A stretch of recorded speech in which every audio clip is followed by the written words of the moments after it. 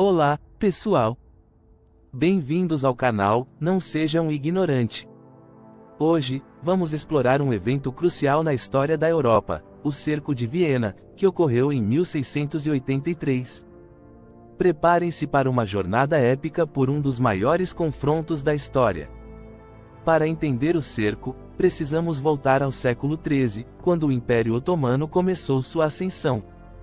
Com uma rápida expansão, o Império conquistou vastas áreas da Europa, Ásia e África. Um marco significativo foi a queda de Constantinopla em 1453, que permitiu aos otomanos avançar em direção à Europa Central. Em 1683, Viena se tornava um alvo estratégico. Controlar a cidade significaria dominar as rotas comerciais e políticas do Ocidente. Antes de mergulharmos nos eventos do cerco, é fundamental entender como era Viena naquele período. No final do século XVII, Viena era uma cidade vibrante e cheia de vida, refletindo a rica história e cultura da Europa Central. Com uma população de cerca de 100 mil habitantes, Viena era um importante centro político, econômico e cultural. A cidade era conhecida por sua arquitetura impressionante, com palácios barrocos, igrejas majestosas e praças movimentadas. O famoso Palácio de Schönbrunn, ainda em construção, já começava a se destacar como uma residência imperial. Viena também era um ponto de encontro de diversas culturas. A cidade atraía artistas, intelectuais e comerciantes de toda a Europa, fazendo dela um caldeirão de ideias e inovações. A música estava em alta, com compositores como Johann Sebastian Bach e Antônio Vivaldi ganhando reconhecimento. Cafés e teatros pulsavam com a criatividade da época, e as ruas estavam repletas de vida e comércio. Mas, por trás desse esplendor, a cidade também enfrentava desafios. A tensão entre os católicos e protestantes era evidente, e a presença otomana nas proximidades tornava a segurança uma preocupação constante. Em 1683, a ameaça se tornava ainda mais iminente com o cerco que se aproximava, colocando a vida de seus cidadãos em risco.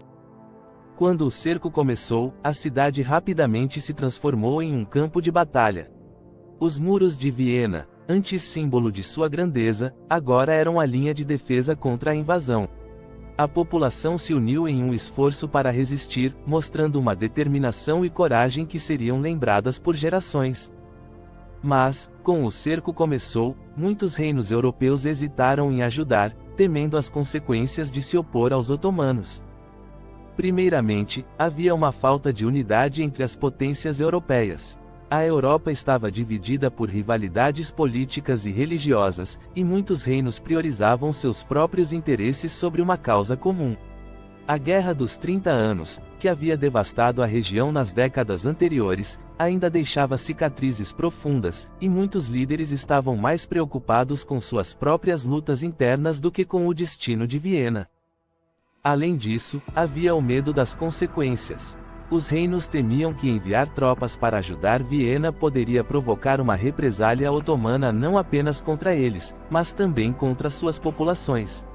O Império Otomano já tinha demonstrado ser um adversário formidável, e muitos líderes acreditavam que uma derrota poderia significar uma expansão ainda maior do domínio otomano na Europa. Por fim, havia questões de confiança e rivalidades pessoais entre os monarcas europeus. Alguns líderes estavam relutantes em colaborar com vizinhos rivais, o que dificultou a formação de uma coalizão unificada em defesa de Viena. Esse cenário de desconfiança e individualismo minou a possibilidade de uma resposta rápida e eficaz ao cerco.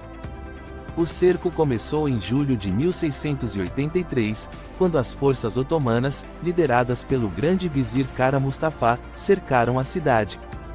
Kara Mustafa, um comandante ambicioso e astuto, trouxe um exército imenso, determinado a conquistar Viena. Os defensores, liderados pelo conde Ernst Riediger von Staremberg, estavam prontos para resistir. Staremberg, um homem de coragem indomável, organizou a defesa com bravura, utilizando cada fortificação da cidade como uma barreira contra o inimigo. Durante o cerco, a disparidade entre os exércitos otomano e de Viena era impressionante. O exército otomano, sob o comando do grande vizir Kara Mustafa, contava com aproximadamente 150 mil soldados, incluindo infantaria, artilharia e uma poderosa cavalaria. Este imenso exército era um testemunho da força e da ambição do Império Otomano, que buscava expandir seu domínio sobre a Europa. Em contraste, as forças defensoras de Viena eram significativamente menores. Contando com cerca de 15 mil soldados, incluindo milícias locais, a guarnição da cidade estava em clara desvantagem numérica. Além disso, muitos dos defensores eram civis armados, que se uniram em um esforço desesperado para proteger suas casas e famílias. Essa discrepância não apenas colocava em risco a sobrevivência da cidade, mas também destacava a coragem e a determinação dos que lutavam para resistir à invasão. Após semanas de cerco e um chamado angustiante por ajuda, a esperança começou a se acender. Finalmente, a Liga Santa se formou, e entre seus heróis estava o rei polonês João III Sobieski. O exército da Liga Santa, que se uniu para ajudar Viena durante o cerco, era composto por aproximadamente 70 mil soldados. Essa força incluía tropas de diferentes nações, como Áustria, Polônia, e várias outras partes da Europa, além dos hussardos poloneses liderados por João III Sobieski.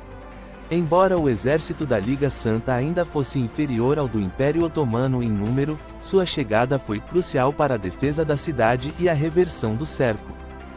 Sobieski, um estrategista militar excepcional, sabia que o destino de Viena e da Europa estava em suas mãos. E então, em um dia glorioso de setembro, os hussardos alados da Polônia avançaram. Montados em majestosos corcéis, esses cavaleiros eram uma visão impressionante. Com suas armaduras brilhantes e penas coloridas em seus capacetes, eles simbolizavam a força e a determinação da Polônia. A terra tremia sob os cascos de seus cavalos enquanto se aproximavam do campo de batalha. Com gritos de guerra que ecoavam pelas colinas, os hussardos, liderados por Sobieski, lançaram-se em um ataque relâmpago. Ao alcançarem o Monte Kahlenberg, a cena era de pura bravura. As tropas otomanas, pegas de surpresa, se viraram para enfrentar essa tempestade de cavaleiros que se aproximava como um furacão. O combate foi feroz e decidido. Sobieski, com um olhar penetrante, conduziu seus hussardos em uma carga devastadora. As lanças reluzentes cortavam o ar enquanto as espadas faiscavam sob a luz do sol. Os otomanos, inicialmente confiantes, logo se viram lutando por suas vidas diante do furor polonês. As tropas polonesas avançaram em formação, desferindo golpes mortais e rompendo as linhas inimigas. Os hussardos, com sua habilidade e bravura, criaram um caos no campo de batalha, transformando a ordem otomana em desespero. A batalha se desenrolou como uma dança mortal, onde cada movimento contava, onde cada golpe poderia mudar o destino de muitos. A vitória estava próxima. No ápice do combate, com o som de metal colidindo e gritos de guerra ressoando, Sobieski ergueu sua espada e liderou a investida final. O pânico tomou conta das forças otomanas, que, diante da coragem indomável dos hussardos, começaram a recuar. E assim, com um grito de triunfo, a vitória da Liga Santa se concretizou. Após o cerco, Viena estava devastada, mas se reergueu como um símbolo de resistência.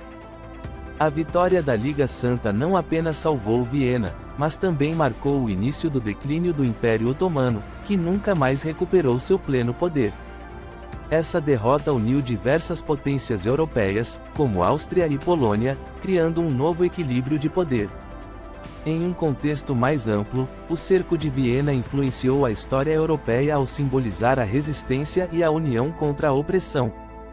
Suas repercussões se estenderam além da Europa, pois o enfraquecimento do Império Otomano abriu caminho para o colonialismo europeu, alterando o equilíbrio de poder global e moldando as interações culturais e religiosas que vivemos até hoje. Em resumo, o Cerco de Viena foi um evento crucial que moldou não apenas a história europeia, mas também o mundo como o conhecemos. Compreender esses eventos nos ajuda a entender as dinâmicas atuais. E você, o que acha que teria acontecido se os otomanos tivessem vencido? Deixe suas opiniões nos comentários. Não se esqueça de curtir o vídeo e se inscrever no canal.